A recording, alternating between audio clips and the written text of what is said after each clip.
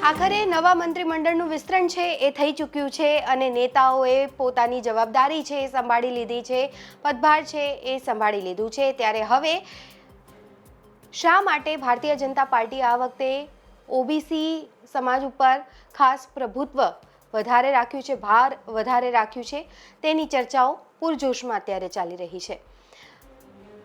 દાદાની ટીમ નવા લોકો સાથે તૈયાર થઈ ગઈ છે અને દિવાળી બાદ હજુ પણ નવા જૂની થઈ શકે છે, કારણ કે જ્યારે હવે નેતાઓ પદભાર સંભાળી ચૂક્યા છે, કાર્ય પોતાનું શરૂ કરશે, ત્યારે સ્વાભાવિક છે અલગ અલગ સમાચારથી લઈને વિવાદ સુધી તમામ વાતો છે એ સામે પણ આવશે।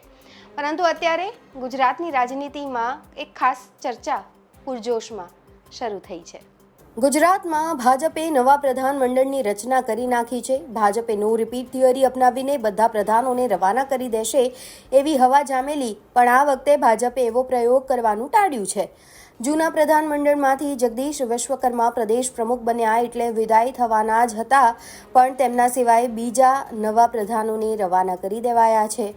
તેમના સ્થાને નવા 16 ચહેરા અને 4 જૂના જોગીઓને સમાવીને મુખ્યમંત્રી સાથે 26 સભ્યોનું પ્રધાનમંડળ બનાવી દેવામાં આવ્યું છે। હર્ષ સંઘવી, કનુભાઈ દેસાઈ, ઋષિકેશ પટેલ, કુંવરજીભાઈ બાવળિયા, પરસોત્તમ સોલંકી, પ્રફુલ્લ પાનસેરિયાને રિપીટ કરવામાં આવ્યા છે, પણ એ સિવાય બાકીના લોકોને દરવાજો બતાવી દેવામાં આવ્યો છે। જૂના પ્રધાનોમાં હર્ષ સંઘવીને નાયબ મુખ્યમંત્રી પદ આપવામાં આવ્યું છે। એ વિદાય થયેલા પ્રદેશ પ્રમુખ અને હાલમાં કેન્દ્રીય મંત્રી CR પાટીલનો પ્રભાવ દર્શાવે છે।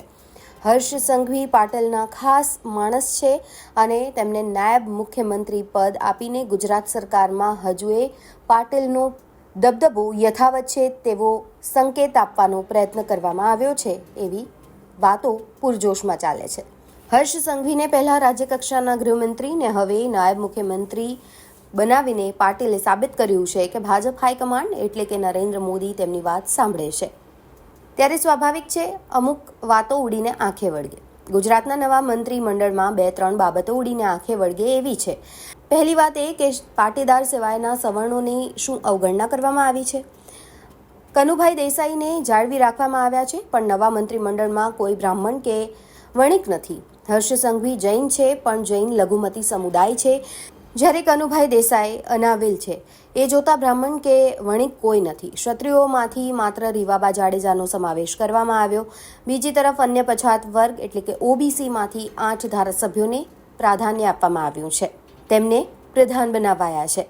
મુખ્યમંત્રીને બાદ કરો તો પાટીદાર પ્રધાનોની સંખ્યા 7 થાય છે। એ જોતા એક સમય સવર્ણોનો પક્ષ ગણાતો ભાજપ હવે સવર્ણોને બાજુ પર મૂકીને ઓબીસી મતદારોને રીઝવવા તરફ વળી રહ્યો છે એ સ્પષ્ટ છે।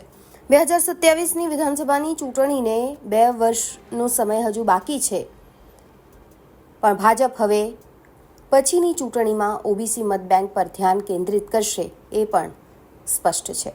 આ રિપોર્ટમાં બસ આટલું જ। ગુજરાતના તમામ મહત્વના સમાચાર જોવા માટે અને જાણવા માટે આપ જોડાયેલા રહો ગુજરાત તક સાથે। નમસ્કાર।